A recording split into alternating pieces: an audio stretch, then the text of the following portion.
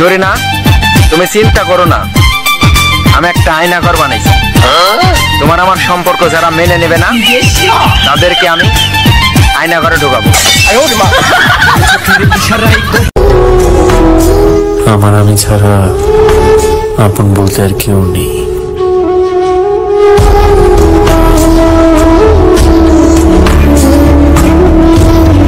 মনে আমাকে পড়বে না তোমার?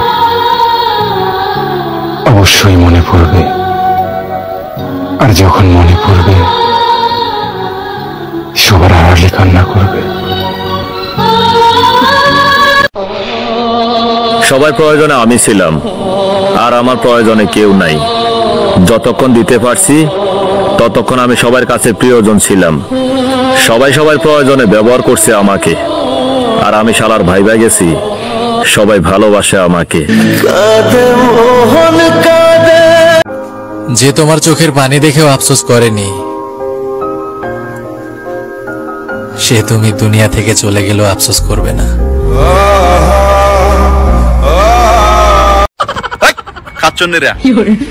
একটা লাইক দিলে কি মনে হয় নিজের কাছে? মনে হয় যে বাপের বাড়িতে 1 লাখ টাকা যৌতুকের নাম করে দিতেছ, এমন মনে হয় না?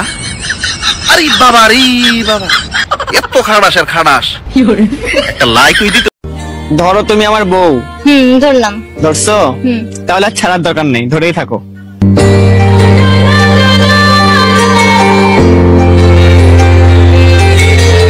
কিন্তু তোমার কাছে আমার একটা প্রশ্ন আছে। জি। জিয়াউর রহমানের মৃত্যুর আগে বাংলাদেশের প্রেসিডেন্ট কে ছিলেন? জিয়াউর রহমানের মৃত্যুর আগে বাংলাদেশের প্রেসিডেন্ট কে ছিলেন? জিয়াউর রহমান নিজে। समझ रहे हो ना?